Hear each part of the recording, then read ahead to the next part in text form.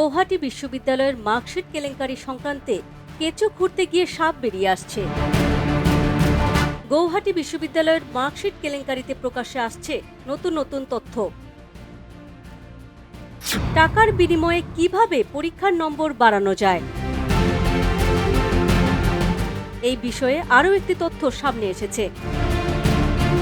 ইনি হলেন নগরের ধিংয়ের ধূপগুড়ি ফখর উদ্দিন আলী আহমেদ আদর্শ উচ্চ মাধ্যমিক বিদ্যালয়ের সহকারী শিক্ষক আব্দুল হাই।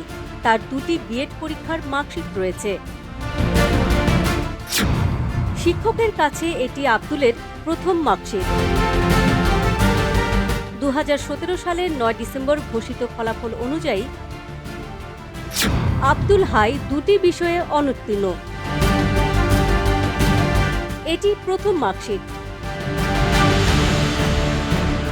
কিন্তু ফলাফলের 5 দিন পরই বর্তমান শিক্ষক আব্দুল হাই গৌহাটি বিশ্ববিদ্যালয় থেকে আরেকটি মার্কশিট পান। এটি আব্দুলের দ্বিতীয় মার্কশিট।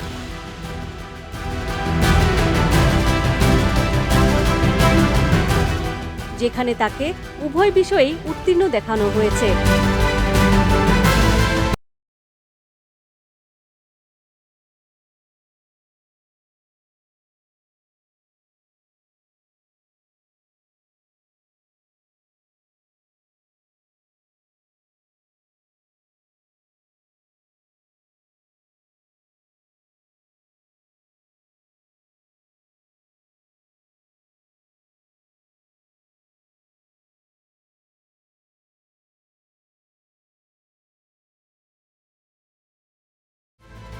বর্তমান সহকারী শিক্ষক টাকা দিয়ে নম্বর বাড়িয়ে এখন স্পটলাইটে।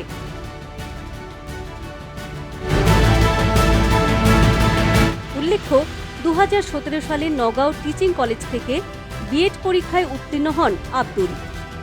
গুয়াহাটি বিশ্ববিদ্যালয়ের মার্কশিট কেলেঙ্কারির সঙ্গে জড়িত থাকার অভিযোগে 8 জনকে গ্রেফতার করেছে পুলিশ। সিআইডি বরপেটা পুলিশের সহযোগিতায় পৃথক অভিযানে গৌহাটি বিশ্ববিদ্যালয়ের কর্মচারী এবং ধুবড়ী ল কলেজের কম্পিউটার অপারেটর সহ 8 জনকে গ্রেফতার করেছে। এখন প্রশ্ন হয়, কর্তৃপক্ষের দুর্বলতা, দায়িত্বহীনতা, দালালদের সঙ্গে বন্ধুত্ব, টাকার সবচেয়ে বড় কালোবাজার, কি বলবেন আপনারা?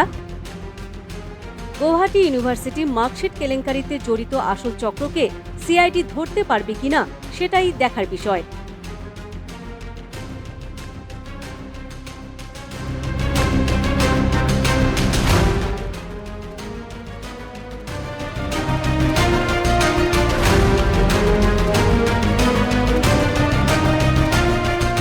Bureau report, the news plus.